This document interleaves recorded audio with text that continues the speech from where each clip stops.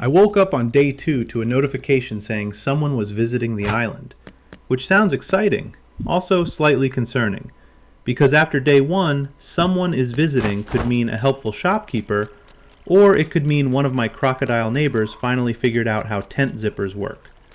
I wasn't totally sure who it was yet. Maybe John, maybe someone else, maybe the green bug came back with a business license. So I ran out of my tent to check.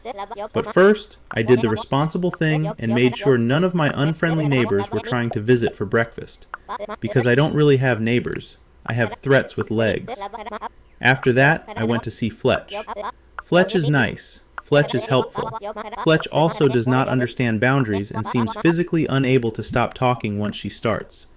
I walked in thinking I'd grab a quick license.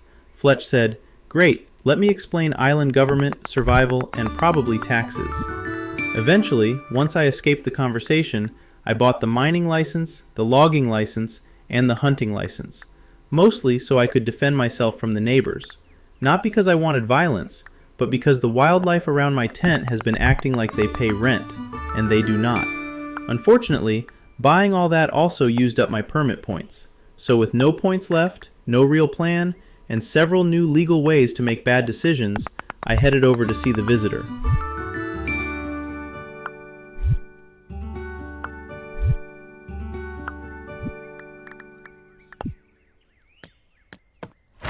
Thankfully, it was John, which was good because I needed tools, supplies, and ideally someone who wasn't actively trying to bite me. I ran over to John's place to see what he had for sale, but first, I decided to talk to him, and John immediately asked me for a cooked drumstick. "Sir, it is day 2. I don't even know what kind of drumstick he means yet, because I'm thinking music. Like John just showed up, opened his shop, and immediately decided this island needed a band. Which honestly tracks, because this is also when I realized there was music in the game. So now I'm standing there thinking, wait, has John been trying to start a beach concert this whole time? Meanwhile, I spent most of day 1 surviving in silence like an off-brand nature documentary. So no, John, I do not have a drumstick. I don't even have rhythm. Since I couldn't help him with his possible music career, I sold what I had collected instead. Mostly shells and bugs. Normal beginner island business. And for some reason, I decided to keep a funnel web spider and a fly in my pocket. Was that wise? Probably not. Was it deeply concerning? A little bit. I don't know what I was thinking. I just looked at a deadly spider and a fly and thought, yeah, better keep these close to my body. After selling everything else, I made about 14,000 dinks, which felt like a lot of money for someone who had mostly been paid for beach trash and emotional damage. So I bought the basics, a pickaxe, an axe, and then, for no real reason, a table saw. I didn't have a plan for it. It was just cheap, and apparently that is enough for me to make financial decisions. I ran back to camp and placed the saw near my campfire because nothing says safe campsite like open flames and spinning blades. The place was starting to look less like a peaceful island home and more like a workplace safety video.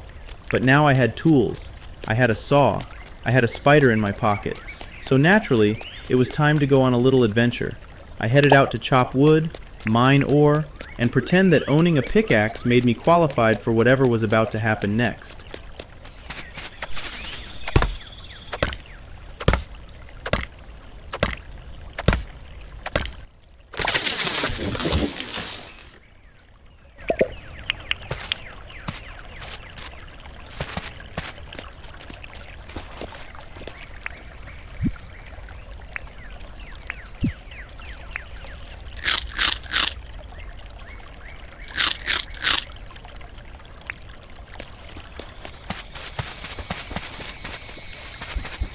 I was finally able to break open one of those little blue barrels, and the loot was, well, underwhelming. 1 old battery and 2 old gears, which I guess is technically treasure, but it felt less like I discovered loot and more like I cleaned out someone's junk drawer. Was it worth all the effort? Probably not. Was I still going to break every blue barrel I found after this? Absolutely, because now it was personal. After that thrilling payday of old garbage, I went back to mining ore. Then I found another blue barrel. Barrel number 2 gave me 1 tin sheet, 1 smooth slate, and another old gear. So once again, the barrel gave me the exact kind of stuff you'd find behind a garage and then pretend you were saving for a project. But right as I was standing there judging my loot, a massive brown bird walked past me. And that's when it hit me. Maybe when John asked for a cooked drumstick, he was not talking about a charred piece of wood used to play drums. Maybe he meant an actual drumstick, from an actual animal, like that bird. Now, did I attack the bird? No, because it was bigger than me. And I may be learning to survive, but I am not interested in becoming a side quest for a bird. So I let it live. Very generous of me. After that, I collected some berries and found an apple tree, which worked out perfectly because the daily quest was to pick apples. Finally, a quest that matched my skill level.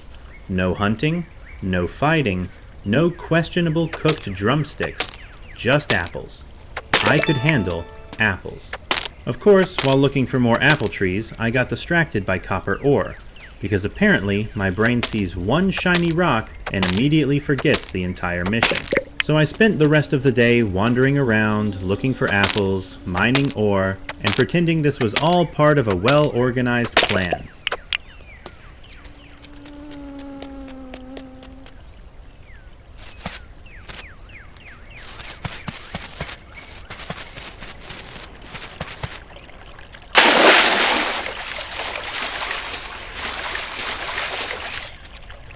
And somehow, I actually finished the apple quest, which means, for once, I completed something without being chased, bitten, or financially irresponsible.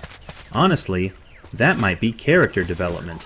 After finishing the apple quest, I started making my way back toward base, and on the way back, I did what every responsible survival expert does.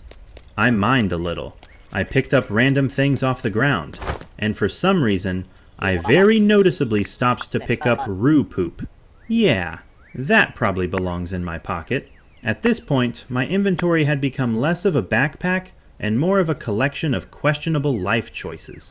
Eventually, I stopped by John's again to sell everything I had gathered.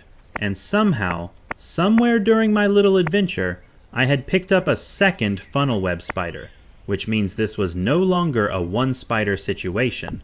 This was becoming a pattern. Thankfully, I made the mature decision and sold the second spider instead of keeping both of them like some kind of pocket spider collector. I also sold the blue barrel junk, along with the other random stuff I had collected, and ended up making about 12,000 more dinks.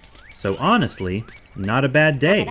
I went from broke and confused to slightly less broke and still very confused. That is progress. Then I made the mistake of talking to Fletch again. Now, to be fair, she did give me 2,500 dinks, so I appreciate that. But getting through her dialogue felt like applying for a mortgage. I was just trying to check licenses, and suddenly I was trapped in another full conversation about island life, responsibilities, permits, and probably emotional growth. By the time she was finally done talking, I went to buy more licenses, and realized I couldn't afford any of them anyway. So that was great. A whole conversation, all that effort, and the final result was basically, come back when you're richer. After that, I started a small side quest for Fletch, because apparently I had learned nothing. I accepted it, looked at what she wanted,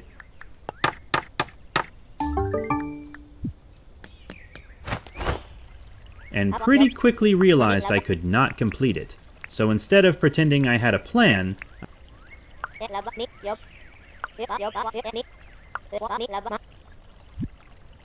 I did the responsible thing. I ran back to my tent. Sometimes survival is knowing when to quit, and sometimes survival is hiding in your tent before another old lady gives you paperwork. Before ending the day, I took a few minutes to collect all the permit points I had earned, and after everything I did, the mining, the chopping, the apples, the barrels, the questionable poop collecting, and the spider situation, I ended the day with over 1,000 more permit points, which means day 2 was actually kind of productive. I got tools, I made money, I finished a quest, I learned that drumsticks are probably food and not part of John's Island band, and most importantly, I survived another full day without being eaten by the neighbors. So honestly, That feels like a win. A weird win, but a win.